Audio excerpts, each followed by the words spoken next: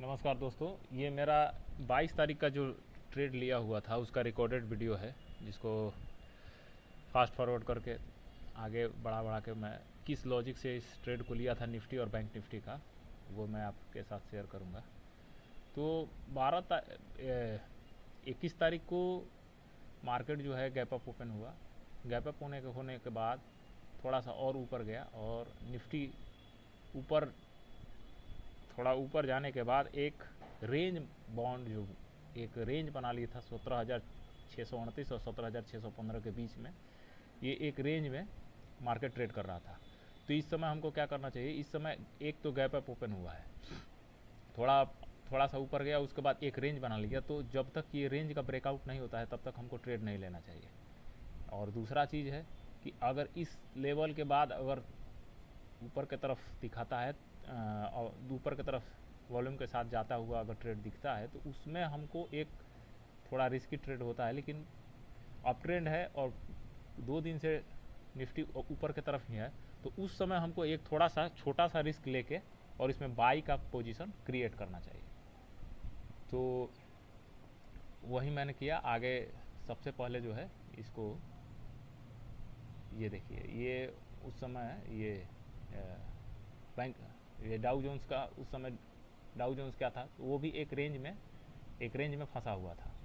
एक ट्रेंगल का पैटर्न बनाया हुआ था। नीचे से एक सपोर्ट था और सपोर्ट से ऊपर की तरफ गया था।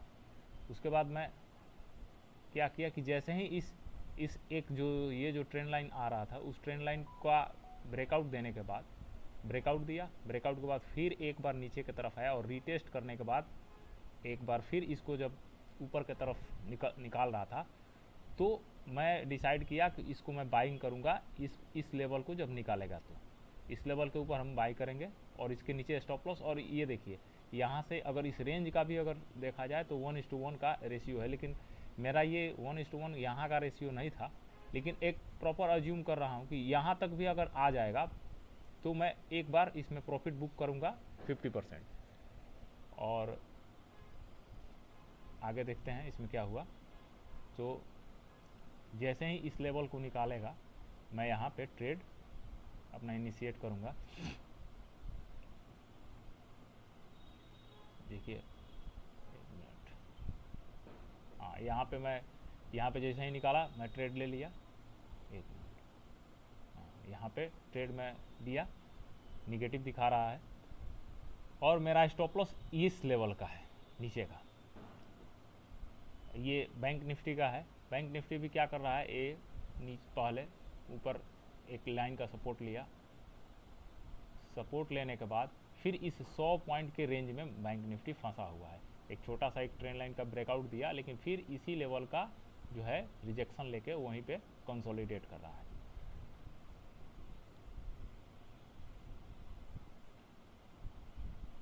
आगे फिर से हम अपने ट्रेड के ऊपर जाएंगे कि निफ्टी क्या कर रहा है। देखिए, निफ्टी में जो ट्रेड मैंने लिया था वो निफ्टी थोड़ा पॉजिटिव में था और उसी समय डाउ जोन्स को मैं वॉच कर रहा था। तो डाउ जोन्स जो है वो डाउ जोन्स का फ्यूचर जो है वो एक ट्रेंड लाइन का ब्रेकआउट देने के बाद रीटेस्ट करने के बाद फिर से अपसाइड के तरफ जाने का प्लान कर रहा था। तो इससे हमको ये लग रहा था कि इसके हिसाब से थोड़ा बहुत निफ्टी और बैंक निफ्टी में भी अपसाइड का लेवल और अपसाइड का मूवमेंट आना चाहिए।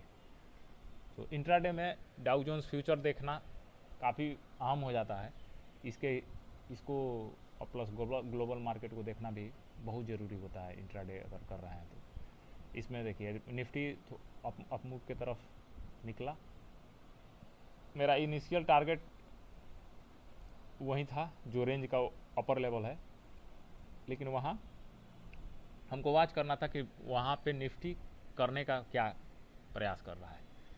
तो आगे देखिए, ये आपको निफ्टी का जो मेरा लिया हुआ ट्रेड है वो आपको दिख रहा है। इसमें देखिए मेरा स्टॉप लॉस है और ये मेरा जो इसका जो स्विंग हाई जो अपर का हाई लेवल है उसका मेरा फर्स्ट टारगेट है 1:1 का।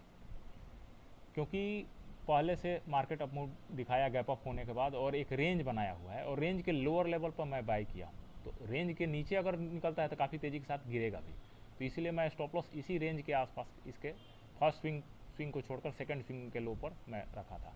लेकिन जैसे ही ये, एक मिनट, यहाँ पे मैं अपना स्टॉप लॉस यहाँ पे क्यों लाया, तो इसका कारण बस यही है कि डाउ जोन्स भी पॉजिटिव दिखा रहा है, बैंक निफ्टी भी अपने रेंज के तोड़ने का प्रयास कर रहा है, और उसी समय जो है निफ्टी एक बार इस लाइन को ब्रेकआउट दिया, फिर रिटेस्ट किया, फिर इस लाइन को ये ब्रेकआउट देने के बाद फिर इस लाइन को टेस्ट करा है दोबारा, कई बार टेस्ट किया है, लेकिन इस लाइन को ब्रेकआउट देने के बाद ये दोबारा इस लेवल पर गया है, तो ज़्यादा चांस है कि यहाँ से ऊपर की तरफ निकलेगा। तो इसलिए हम यहाँ पे अपना ये जो स्टॉप लॉस था इसको ट्रेल करके यहाँ पे लाए।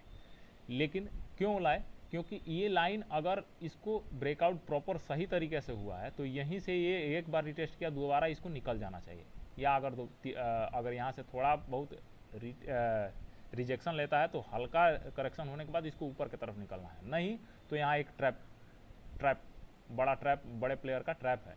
वो क्या करेंगे, यहाँ ब्रेकआउट पर बहुत सारे लोग ट्रेड लिए हुए हैं, उनका स्टॉप लॉस हिट करवाएंगे और फिर नीचे की तरफ लेके जाएंगे। तो इसमें हमको क्या करना है, अपना स्टॉप लॉस कम देना है, तो इसलिए यहाँ का स्टॉप लॉस को हम छोड़ के फिर ट्रेल करके यहाँ लाए। क्योंकि यहाँ से अगर हम पॉजिटिव हैं, सही हैं, तो यहीं से हमारा टारगेट मिलेगा, और नहीं तो हम अपना छोटा सा स्टॉप लॉस लेके इस ट्रैप से कम लॉस लेके बुक करेंगे। तो आगे देखते हैं।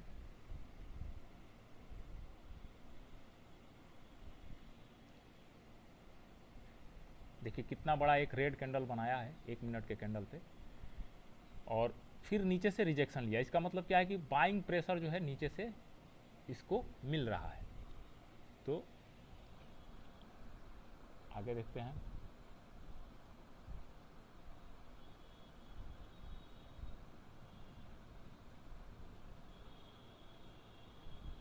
ये देखिए ये बियरिश इंगल्फिंग बनाया, फिर नीचे की तरफ आया, फिर एक बियरिश इंगल्फिंग बनाया, और फिर इसी ट्रेंड लाइन के सपोर्ट पे आया। तो जैसे ही ये इस लाइन के सपोर्ट पे आया, इस लाइन पे आया, मैं तुरंत अपना स्टॉप लॉस जो है, ये जो प्रेडिक्ट किया, एज्यूम किया था 17,616, इसको मैं तुरंत स्टॉप लॉस अपना लगा लिया।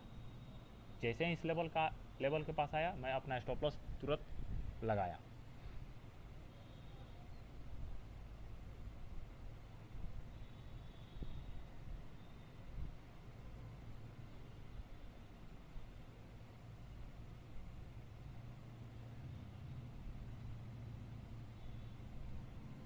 देखिए इसी लाइन को सपोर्ट लेके ऊपर की तरफ एक हल्का ग्रीन कैंडल भी बना रहा है। सो मैं यहाँ पे जो 100 क्वांटिटी लिया था उसका स्टॉप लॉस 17,616 मैं इसमें डाल दिया और इसको लगा दिया, ताकि अगर मैं यहाँ गलत हुआ हूँ तो कम से कम लॉस लेके हम निकलेंगे। यहाँ मेरा लॉस ये 100 क्वांटिटी में आपको 450, मतलब 6 पॉइंट का, मोटा मोटी 6-7 पॉइंट का मेरा स्टॉप लॉस है। कटेगा, और नहीं तो मैं अपना प्रॉपर टारगेट के लिए वेट करूँगा। ये मेरा इनिशियल टारगेट नहीं है, एक 1:1 का एक लगाया हूँ कि अगर रिजेक्शन ले रहा है तो वहाँ प्रॉफिट बुक करूँगा, नहीं तो आगे बने रहूँगा। आगे क्या होता है ये देखिए, इस लेवल, ये लाइन को ब्रेक किया, नीचे की तरफ आया, और देखिए ये जो स्टॉप लॉस है, ये स्विंग लो है, इसको अच्छे से रिस्पेक्ट करके और यहाँ से एक ग्रीन कैंडल बना रहा है। आगे देखते हैं। ये देखिए अभी मार्केट उसी लाइन पे है।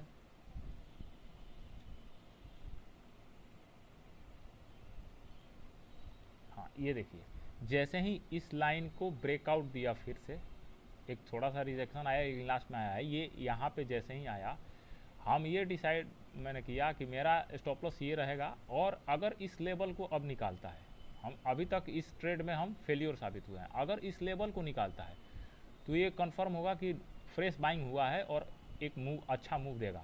तो इसके लेवल के ऊपर हम अपने क्वांटिटी को, 100 क्वांटिटी है, इसमें 100 क्वांटिटी और ऐड करेंगे और मेरा स्टॉप लॉस यहीं रहेगा। लेकिन अगर ये नीचे की तरफ आएगा तो अपना स्टॉप लॉस देके हम निकल जाएंगे। तो आगे देखते हैं।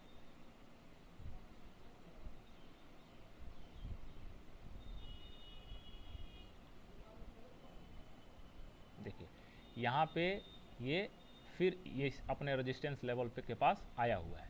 आगे क्या हुआ, एक रेड कैंडल बनाया बड़ा सा, फिर से रेड कैंडल, वहीं से रिजेक्शन लिया,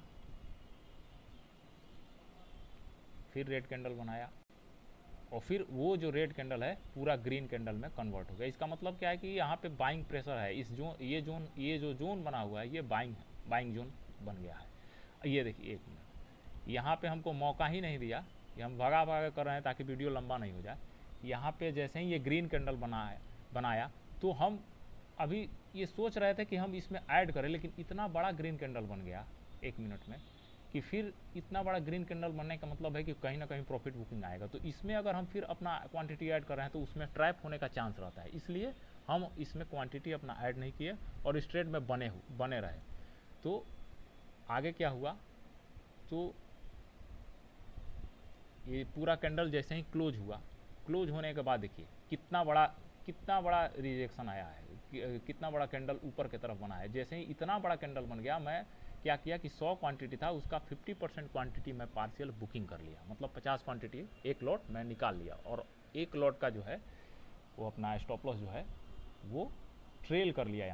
यहाँ से मैं ट्रेल करके कॉस्ट टू कॉस्ट लाया, थोड़ा सा ऊपर इस स्विंग का मॉडिफाई कर दिया, ताकि अब इसमें मेरा जाने वाला कुछ नहीं है। इसमें अगर स्टॉप लॉस होता भी है तो इसमें कुछ ना कुछ हम पैसा अर्न करेंगे। और साथ ही साथ इतना बड़ा कैंडल बना है तो हम अलर्ट रहेंगे कि जैसे ही रेड कैंडल बनाएगा हम अपना ये 50 क्वांटिटी भी बुक करेंगे। तो आगे देखते हैं क्या हुआ।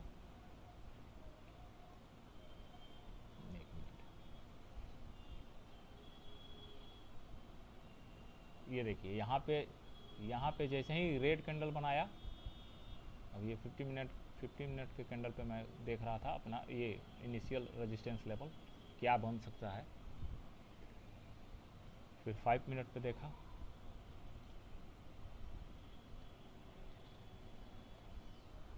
पहला 50% यहाँ पे मैंने निकाला, और दूसरा जो है इसको चलने दे रहा हूँ। यहाँ से जो कॉस्ट टू कॉस्ट था उसको ट्रेल करके इस लेवल पर मैं लाया, और ये कैंडल क्लोज होने के बाद ये दूसरा जो छोटा कैंडल बन रहा है मैं सीधा अपना स्टॉप लॉस उठा के वहाँ पे लाया उसके नीचे, ताकि अगर यहाँ से रेड कैंडल बनाता है, क्योंकि प्रॉफिट बुकिंग आना चाहिए यहाँ से, तो हम क्या करेंगे यहाँ से अपना टोटल अमाउंट बुक करेंगे। तो यहाँ मेरा स्टॉप एसएल हिट हो जाएगा, हाँ एसएल हिट हो गया, यहाँ पे मैं क्लोज कर लिया। उसके बाद मैं बैंक निफ्टी को देखा।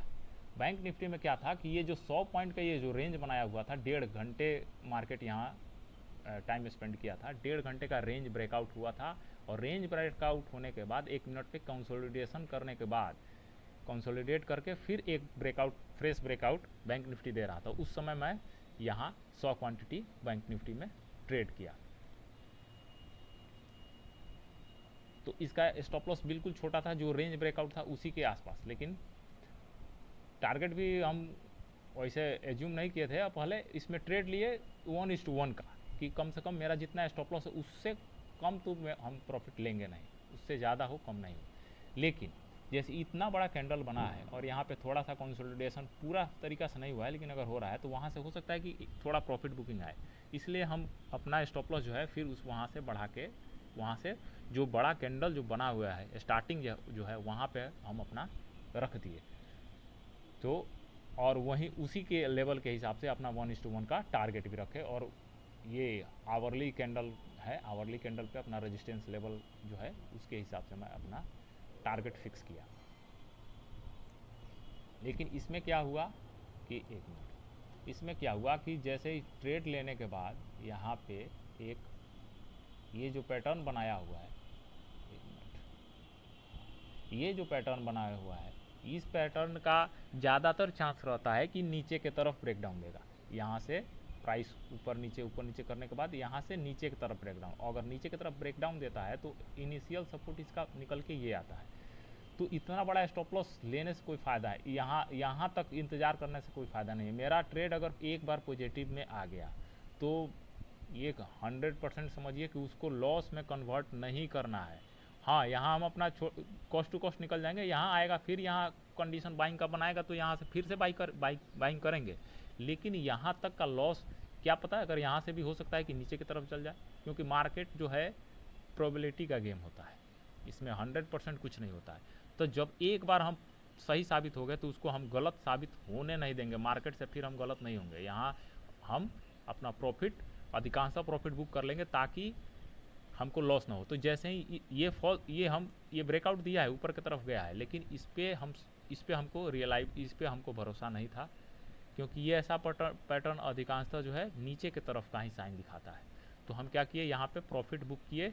100 क्वांटिटी है, इसमें 75 क्वांटिटी का प्रॉफिट हम बुक किए। तो यहाँ पे हम अपना 75 क्वांटिटी यहाँ पे बुक किया, पार्शियल क्लोजिंग किया।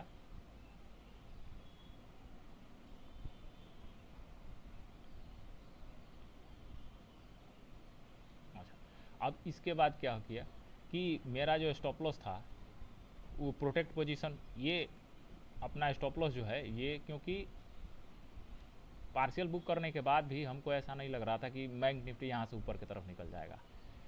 ये जो पैटर्न देखे तो हमको इसमें ये विश्वास नहीं हुआ। हालांकि ऊपर की तरफ निकल रहा था, लेकिन हमको इस ट्रेड में भरोसा नहीं था बैंक निफ्टी। तो हम क्या किए, अपना स्टॉप लॉस जो है बिल्कुल कॉस्ट टू कॉस्ट लाकर 25 क्वांटिटी का रख दिए, जिससे क्या हुआ कि इससे अब हम जो है मार्केट में लॉस बुक नहीं करेंगे और कॉस्ट टू कॉस्ट ला दिए। और जैसे आगे देखेंगे दोस्तों कि यहाँ पे कॉस्ट टू कॉस्ट लाने के बाद ये ऊपर की तरफ ही चले जा रहा है। तो उसके बाद मैंने क्या किया कि यहाँ से अपना ये जो स्टॉप लॉस है उसको अब जैसे ऊपर की तरफ जाएगा हम अपना ट्रेल करेंगे। अब यहाँ पे देखिए निफ्टी क्या हुआ, यहाँ से एक बहुत बड़ा अप मूव दिखाया यहाँ, और धीरे धीरे अब यहाँ से क्या है कि ऊपर मार्केट जा रहा है, लेकिन काफ़ी धीरे धीरे ऊपर की तरफ ही जा रहा है, अभी भी अप ट्रेंड में ही है। और निफ्टी, बैंक निफ्टी जो है, ये डाउ जोन्स भी जो है ये जो एक रेजिस्टेंस एरिया है वहीं पे आके ऊपर की तरफ एक कैंडल बनाया हुआ है। आपको 1 मिनट के आगे क्या हुआ, हाँ ये देखिए यहाँ पे ये जैसे ही ये पैटर्न बनाया और एक रेड कैंडल बनाया, अपना ये जो स्टॉप लॉस था इसको हम ट्रेल करके ये जो लाइन है, ये जो ट्रेंड लाइन है इसके नीचे यहाँ पे रखेंगे, ताकि अगर ये स्टॉप लॉस होता है तो क्या होगा, मेरा लॉस नहीं होगा, कुछ ना कुछ इससे लेके जाएंगे। क्योंकि यहाँ गिरने के बाद ये इस लेवल पे भी आएगा, फिर उसके बाद यहाँ भी आ सकता है, और यहाँ से गिरा तो फिर यहाँ पे आना ही है। तो आगे वहाँ पे मैंने अपना ट्रेलिंग स्टॉप लॉस ट्रेल कर लिया, और ट्रेल करने के बाद अगले ही 1 मिनट के कैंडल में मेरा स्टॉप लॉस हिट हुआ। तो इसमें भी मैं अपना प्रॉफिट बुक किया। देखिए ये, हाँ ये क्लोज हो गया मेरा पोजीशन। और उसके बाद क्या हुआ, उसके बाद ये